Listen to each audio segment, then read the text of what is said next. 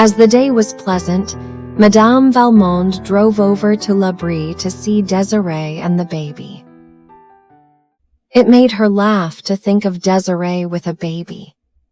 It seemed but yesterday that Désirée was little more than a baby herself, when Monsieur, in riding through the gateway of Valmond, had found her lying asleep in the shadow of the big stone pillar.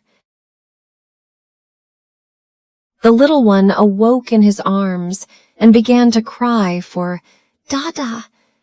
That was as much as she could do or say. Some people thought she might have strayed there of her own accord, for she was of the toddling age.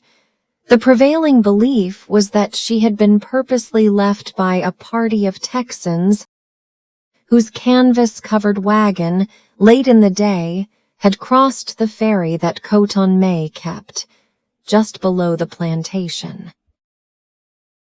In time, Madame Valmond abandoned every speculation but the one that Désirée had been sent to her by a beneficent providence to be the child of her affection, seeing that she was without child of the flesh.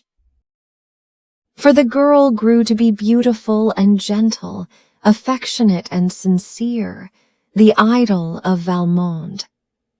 It was no wonder when she stood one day against the stone pillar in whose shadow she had lain asleep 18 years before, that Armand Aubigny, riding by and seeing her there, had fallen in love with her. That was the way all the Aubignys fell in love, as if struck by a pistol shot. The wonder was that he had not loved her before, for he had known her since his father brought him home from Paris, a boy of 8, after his mother died there. The passion that awoke in him that day, when he saw her at the gate, swept along like an avalanche, or like a prairie fire, or like anything that drives headlong over all obstacles. Monsieur Valmond grew practical and wanted things well considered, that is, the girl's obscure origin. Armand looked into her eyes and did not care. He was reminded that she was nameless. What did it matter about a name when he could give her one of the oldest and proudest in Louisiana? He ordered the corbeille from Paris and contained himself with what patience he could until it arrived. Then they were married.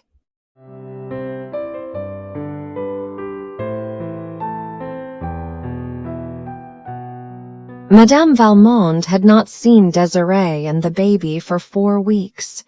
When she reached L'Abri, she shuddered at the first sight of it, as she always did. It was a sad-looking place, which for many years had not known the gentle presence of a mistress, old Monsieur Aubigny having married and buried his wife in France, and she having loved her own land too well ever to leave it. The roof came down steep and black like a cowl, reaching out beyond the wide galleries that encircled the yellow stuccoed house. Big, solemn oaks grew close to it, and their thick-leaved, far-reaching branches shadowed it like a pall. Young Aubigny's rule was a strict one, too, and under it his Negroes had forgotten how to be gay, as they had been during the old master's easy-going and indulgent lifetime. The young mother was recovering slowly, and lay full length in her soft white muslins and laces upon a couch.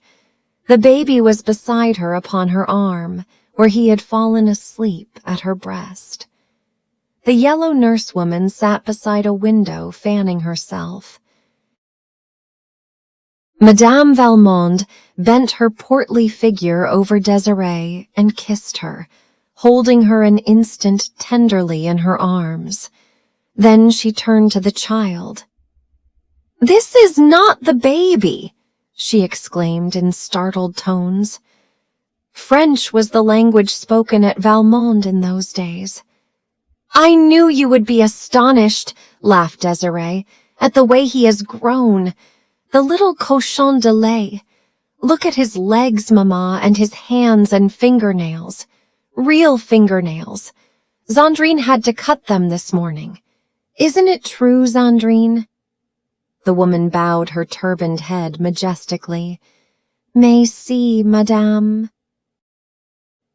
"And the way he cries," went on Desiree, "is deafening. Armand heard him the other day as far away as La Blanche's cabin." Madame Valmond had never removed her eyes from the child. She lifted it and walked with it over to the window that was lightest. She scanned the baby narrowly, then looked as searchingly at Zandrine, whose face was turned to gaze across the fields. "Yes, the child has grown, has changed," said Madame Valmond slowly, as she replaced it beside its mother. "What does Armand say?" Desiree's face became suffused with a glow that was happiness itself. "Oh, Armand is the proudest father in the parish, I believe, chiefly because it is a boy to bear his name, though he says not, that he would have loved a girl as well. But I know it isn't true. I know he says that to please me. And Mamma," she added, drawing Madame Valmond's head down to her and speaking in a whisper, "he hasn't punished one of them, not one of them, since the baby is born. Even Négrillon, who pretended to have burnt his leg that he might rest from work. He only laughed and said Négrillon was a great scamp. Oh, Mamma, I'm so happy, it frightens me." What Desiree said was true. Marriage and later the birth of his son had softened Armand Aubigny's imperious and exacting nature greatly.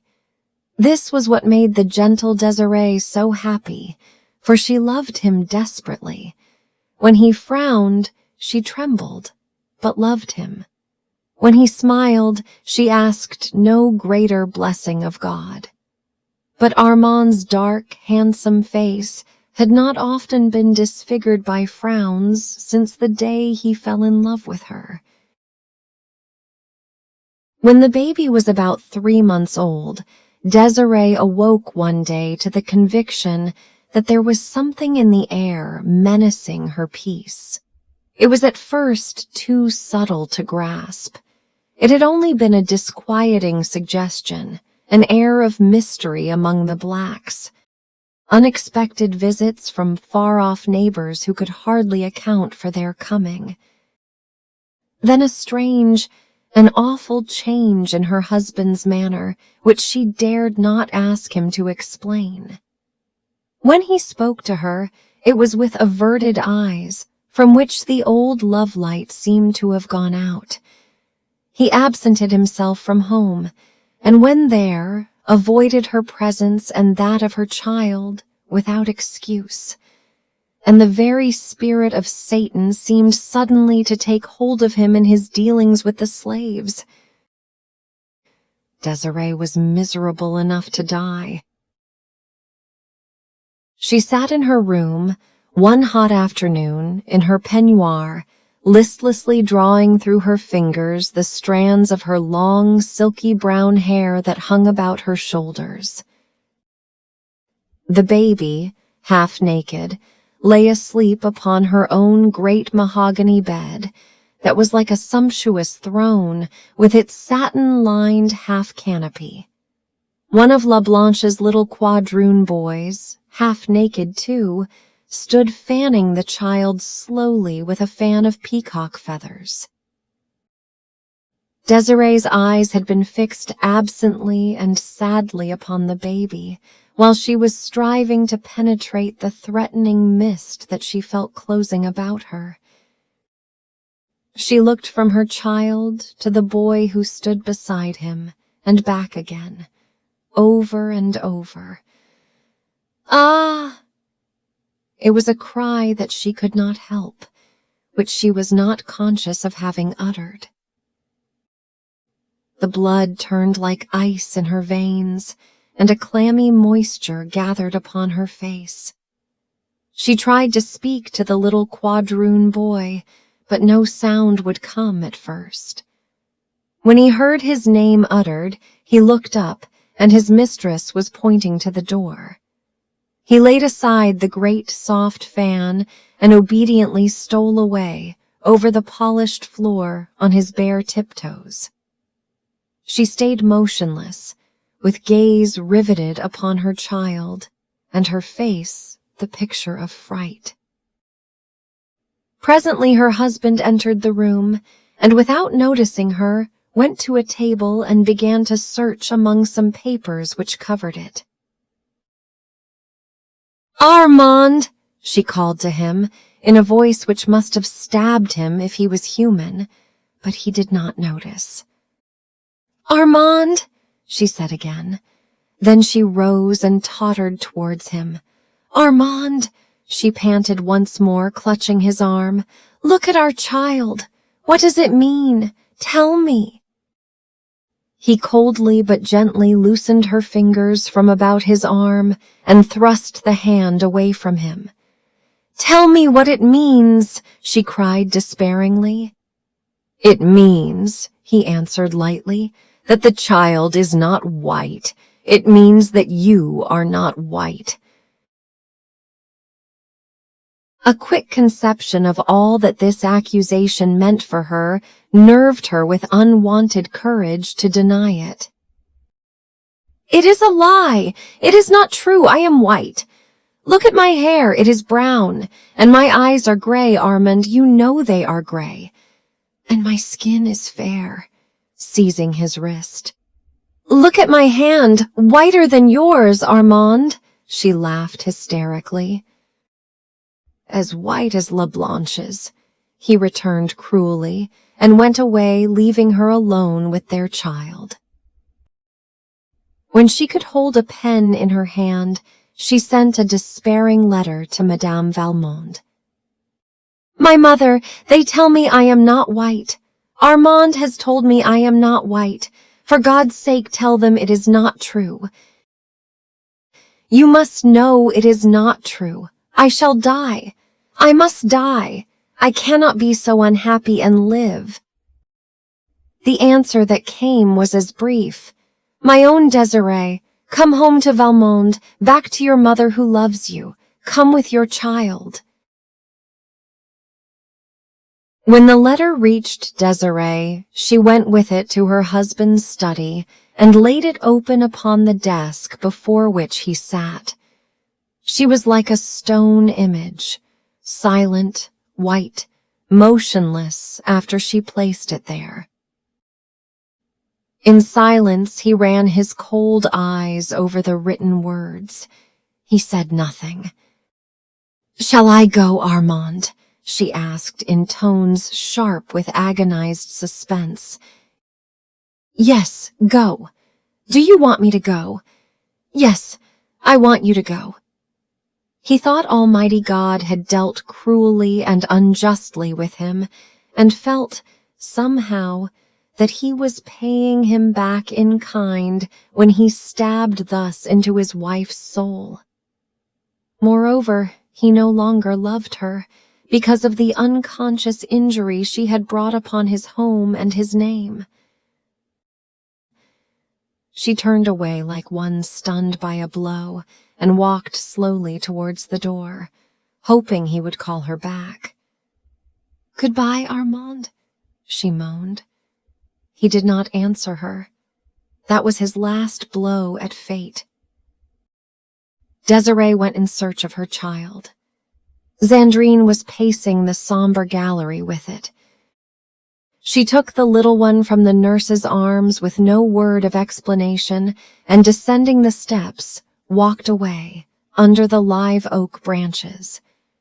It was an October afternoon. The sun was just sinking.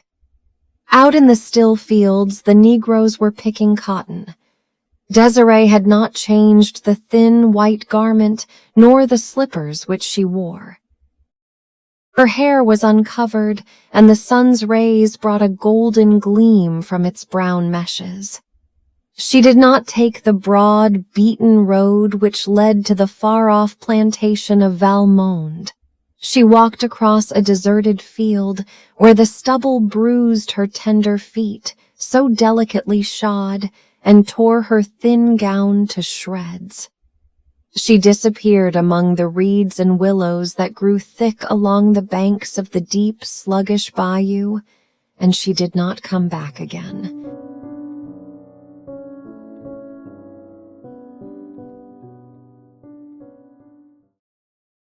Some weeks later, there was a curious scene enacted at La Brie.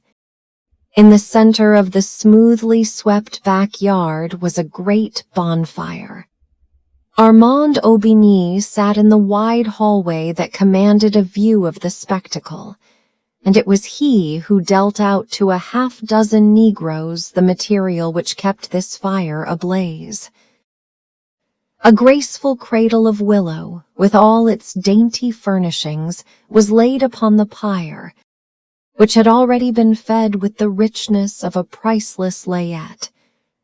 Then there were silk gowns, and velvet and satin ones added to these, laces, too, and embroideries, bonnets and gloves, for the corbeille had been of rare quality. The last thing to go was a tiny bundle of letters, innocent little scribblings that Desiree had sent to him during the days of their espousal. There was the remnant of one back in the drawer from which he took them. But it was not Desiree's. It was part of an old letter from his mother to his father.